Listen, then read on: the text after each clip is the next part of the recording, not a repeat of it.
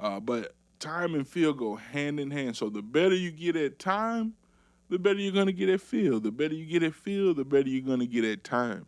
And how other can you do that than to practice with a beautiful metronome and beautiful records that are hits. They stood the test of time.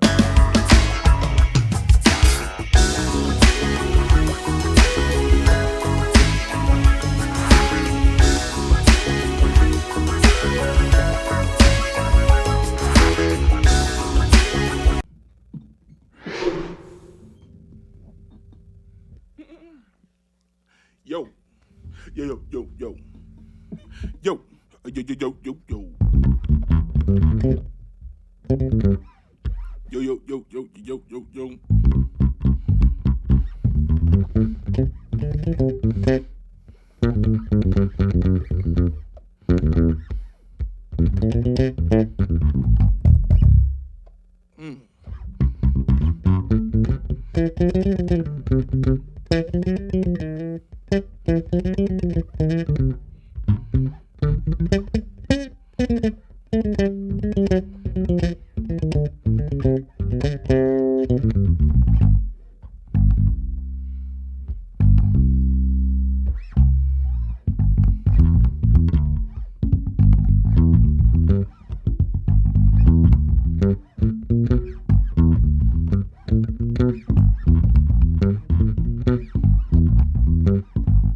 Yo.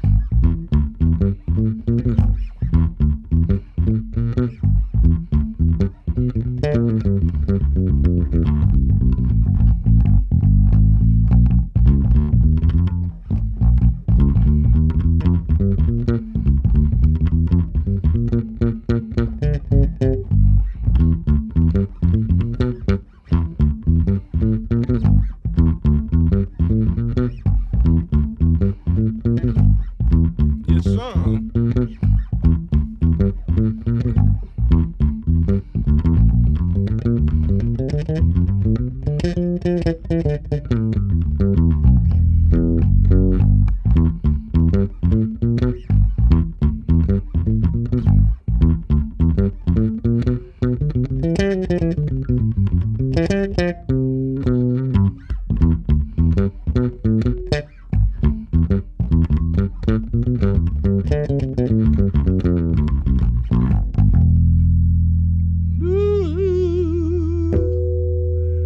Yo, yo, yo, yo, yo, what's happening, everybody? This is Scatterbrain, the Ray Bradford podcast. Of course, I am Ray Bradford, your host of this beautiful podcast. And this is Bass Lessons, the Scatterbrain Ray, a division of the Scatterbrain podcast, you can say. It's going good now. It's going good now. We're about 6 to 7, between 6 and 8 episodes in now. I want to thank everybody who's watched the video, even if it's just been for 30 seconds. Thank you.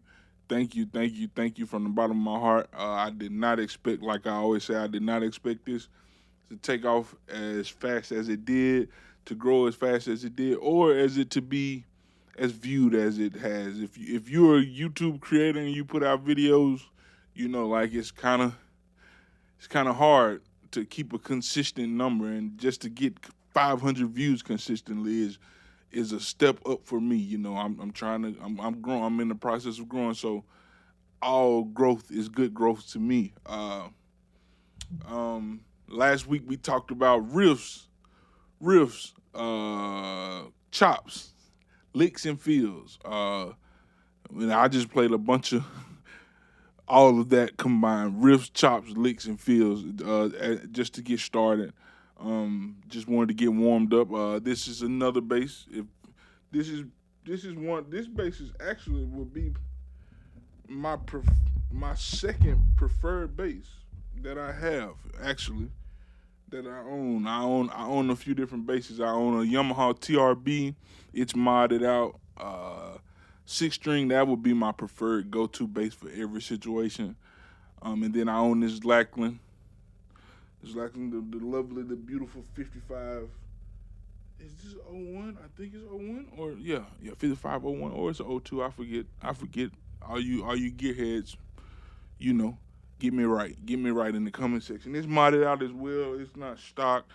As you can tell by the tuners, it's not stock. Then I own that's of course the Squire you've seen, but that's modded out.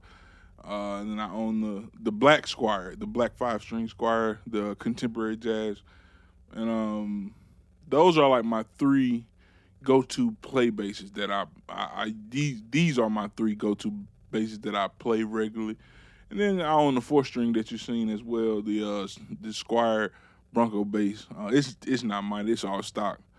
But these are my go-to basses, and I haven't played this one in a while.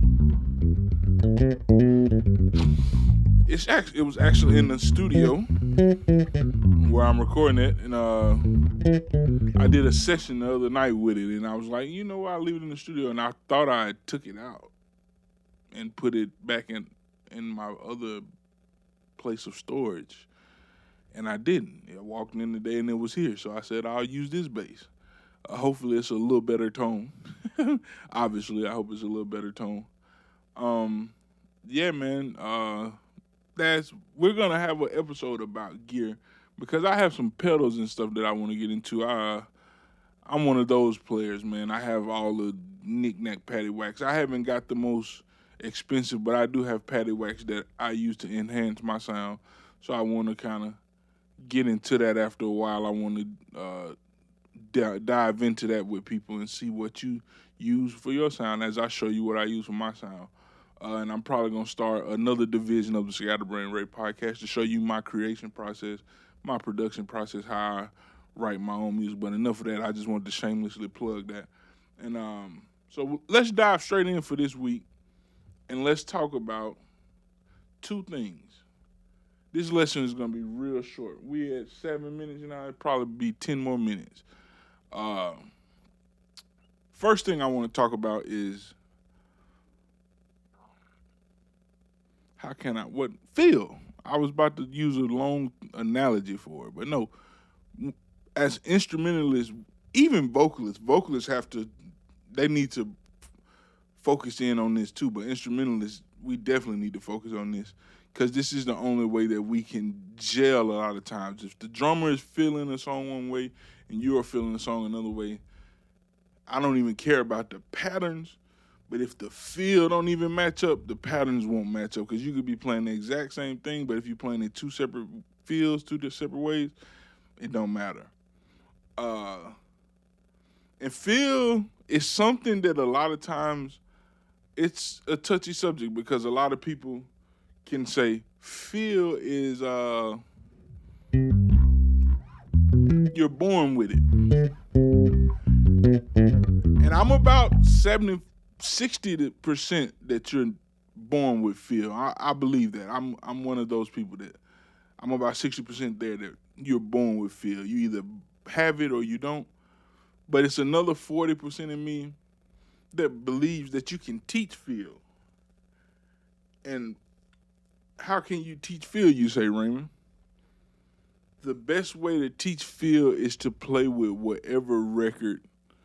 Find your favorite record and play note for note as best you can. Note for note. If My Girl is your favorite song, or it's part of your favorite record, or it's one of your favorite records, say you don't have a favorite, because I know these kids today, I sound so old when I say that, but these kids today don't listen to full records. I'm 35. I'm right in the middle of like that crossover when we stop listening to full records and just start listening to certain songs off the record and then skip around and make a playlist and then go. Right, my generation kind of founded that with LimeWire and stuff. Right, we'll take this song, and make a mix CD, and that was our playlist. But I also, being that I'm a musician and my dad was a musician, my mom loved music, my uncle, all my dad's brothers were musicians. Um, my friend, my family and friends around me, they were musicians and into music as well. I also listened to albums. Uh, so even if you don't have an album, I say all that to say, even if you don't have an album and you just like certain songs, if My Girl is that favorite song of yours, go learn what James Jamerson did note for note and try to play it with him, play it with the record. Not with today's time, it doesn't matter your ability per se up front because you have so many apps that can slow records down or it could strip the bass out and you could just have the bass itself. So you have apps like the Amazing Slowdowner. Now YouTube itself will slow down a video. It'll slow it down tremendously and it won't break the pitch of the song. And it's other apps, but I'm a fan of Amazing Slowdowner and I just YouTube. What the platform that we're on now. Shout out to YouTube. Uh, those are some apps that will slow down music for you. If you feel like, well, the song is too fast, I can't make out everything. Well, slow it down. And then you have apps like LALAI. I think that's the name of it. That is a Yannick Gwisdala. I found it from Yannick Gwisdala, the another a famous bass player and teacher, artist. He does sideman work and he does artist work, and he's a teacher. He has his own podcast. Check him out. He don't even know I exist, but I'm a fan of Yannick Gwisdala. Found that app from you. It's like a AI generated app, but it separates music. It stem separates music. Then you have Moises. That's Moises. Moises is another AI app that you can pay for. You can pay for both of these. I think it's a free tier for all these, but if you pay for it, you get the better end of it. I happen to pay for Moises, and it can shout out Moises. Throw your boy an endorsement, Moises, or sponsorship, something. But yeah, Moises, give me a free year. My bad, y'all. I got sidetracked, but I'm trying to get that. I'm shooting for that. Y'all tag Moises if you can. Get Moises. It'll stem separate it, and you can pull the bass out separate. So now you can pull that out.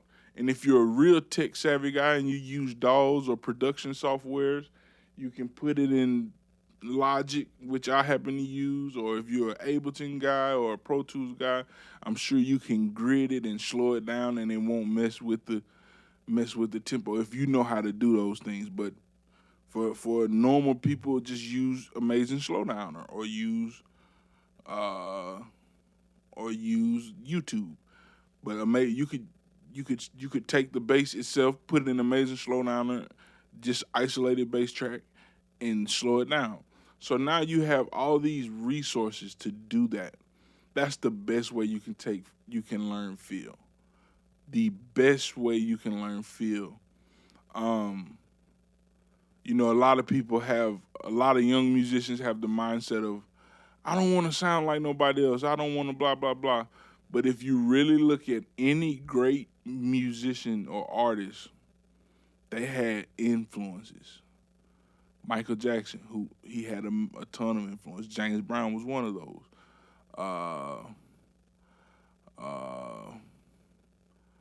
Who else? Let's think of some other people. You got Bach, Mozart, Beethoven, all those guys. Bach is kind of really like finer. We're talking about classical. You know, you can really look at him as the head, but Mozart looked at him, Beethoven looked at Mozart, Bach. You see what I'm saying? And like it just go on and on. Like you look at these people and you learn what they did, and then you form your own thing out of that. Miles Davis, he had people he looked up to.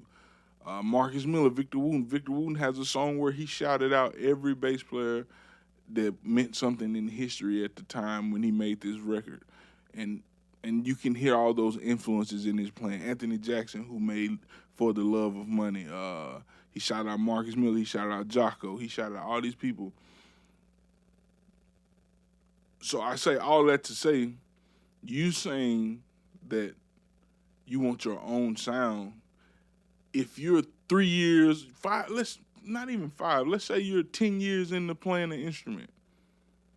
10 years isn't enough to me, unless you're like serious, hard-nosed, playing that instrument every day for hours, learning tons of tunes, all that. In 10 years, if you do that for 10 years, it's plenty enough time to find your own sound. But if you're a regular, everyday person like I was when I was in college, 10 years isn't enough. I thought I've been playing bass when I got to college probably for 6 years, 7 years. By my 4th, 5th year of college, I thought I knew everything, but I didn't. I didn't have my own sound. I was trying to chase other people's sound. I was chasing Jocko. I was chasing Victor Wooten. I was chasing all these people. I was learning what they did. I was learning river people.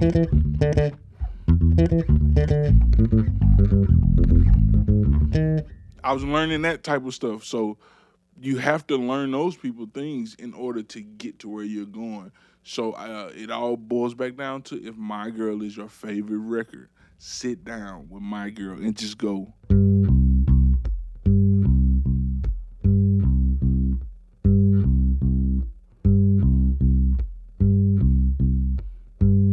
listen to how he did it. Everybody thinks he kept it going in the verse, but he.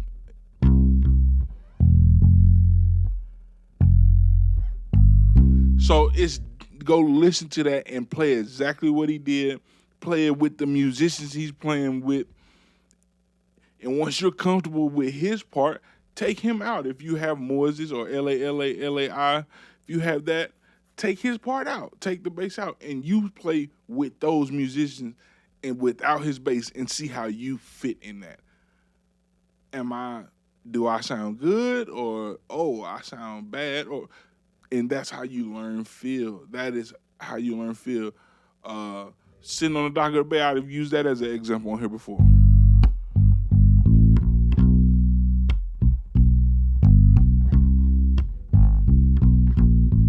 Just the way you play that, the feel.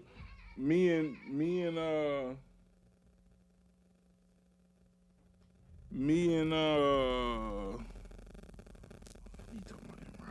that's weird. Me and Jeff was on here talking about feel, and he was saying how he was playing the record. Like we played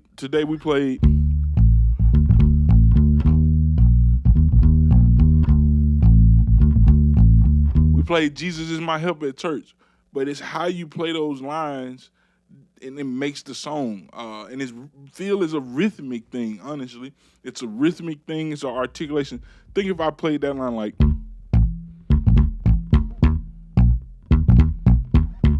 That doesn't feel good. But it's now if I articulate along...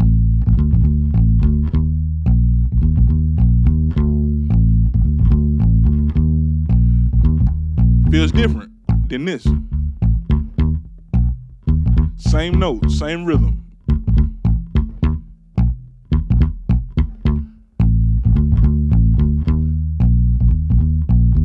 So that's all feel. Feel is rhythmic.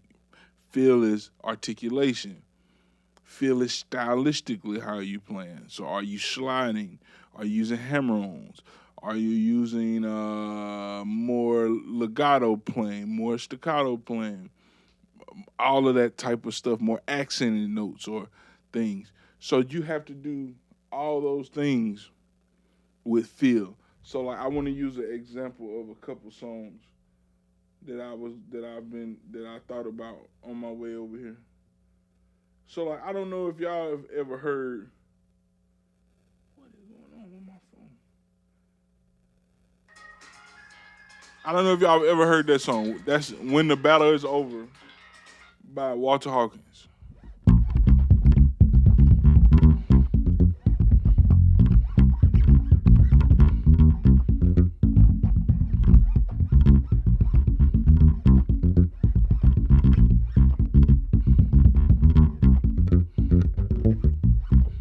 All of that. It's the more staccato playing. I don't know if you've ever heard of. Man, I don't want to get his name wrong. I don't want to get his name wrong, but I feel like I'm finna get it big time wrong. But Joel, what is Joel's last name? I want to say Joel Smith. Joel Smith. He played for the Hawkins. He played drums and he played bass. I think he played both on this record, if I'm not mistaken. Somebody do the credit research for me in there. But it's the way he's playing, and especially in his older age, it's a clip on YouTube of him playing this in his older age. Lord rest Joel's spirit, but it's a clip of him playing it, and he's so percussive in his fingering of the song. It reminds you of Jocko, but because that's why I'm playing it like.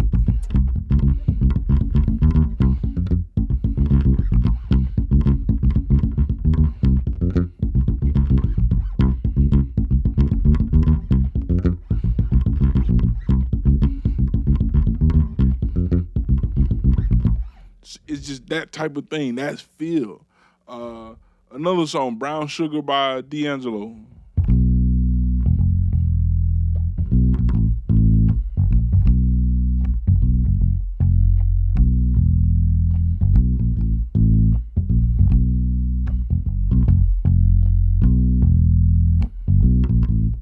See how what's long is meant to be long and what's short is meant to be short and accented.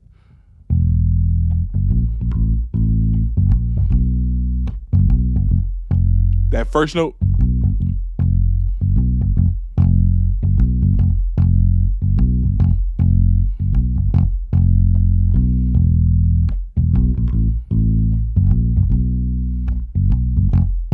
So it's that type of thing.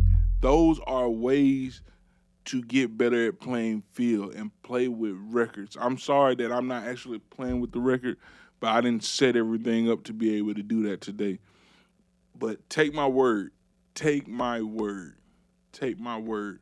When I found my playing leaps and I felt more and more comfortable, it was the more records I learned and the more actual bass lines I learned of actual songs. So do that. Take my advice with that one.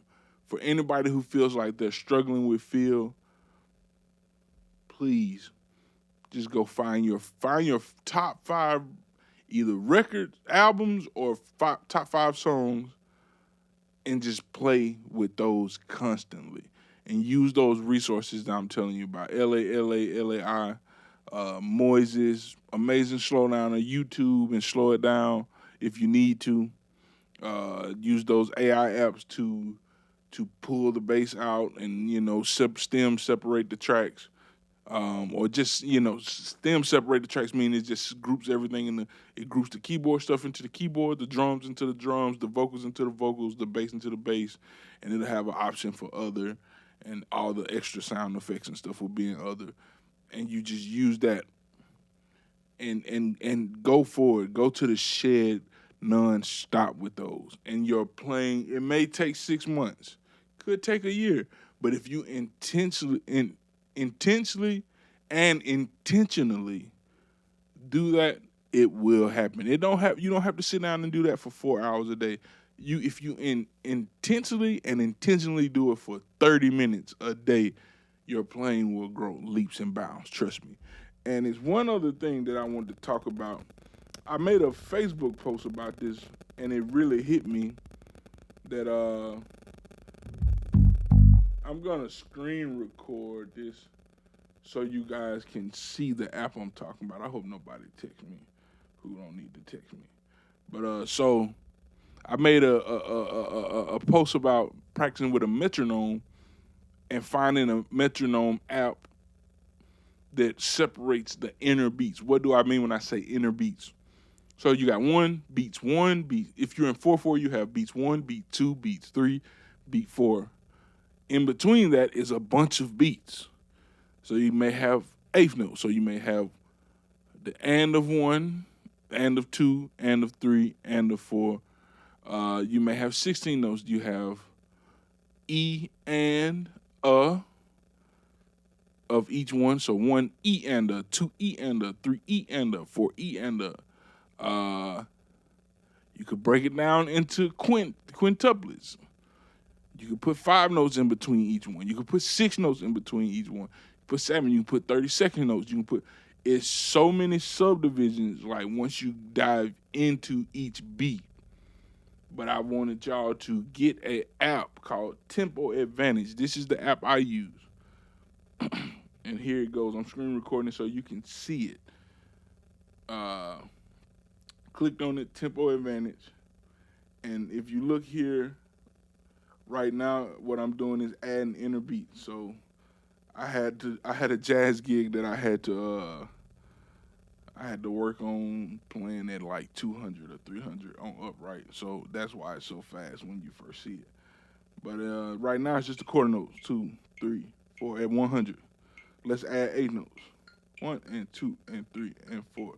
Let's add the triplets, 1 and 2 and triplet.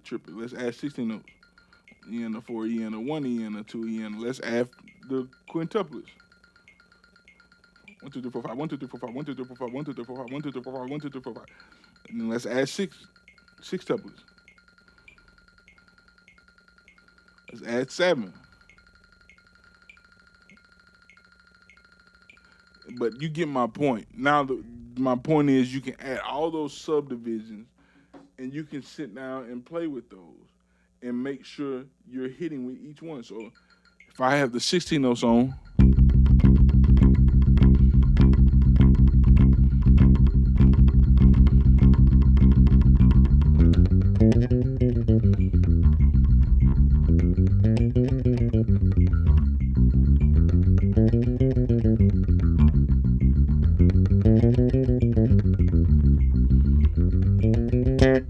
so boom, I need you all to get that app and practice with that. I'm not being paid for that, so don't think I'm trying to sponsor that app, any of that. I'm not doing any of that. I want you all to get better with feel and time.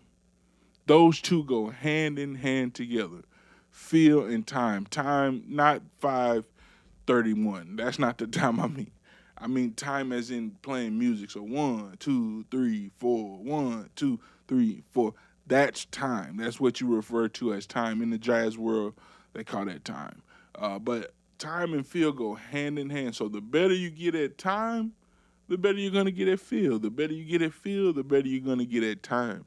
And how other can you do that than to practice with a beautiful metronome and beautiful records that are hits. They stood the test of time. Prince put out records in the 70s. They still are hits today. My Girl probably came out in the 60s. Still a hit today. You know, these songs stand the test of time. So if these people made these great records back then, why can't I play with these records and become better myself?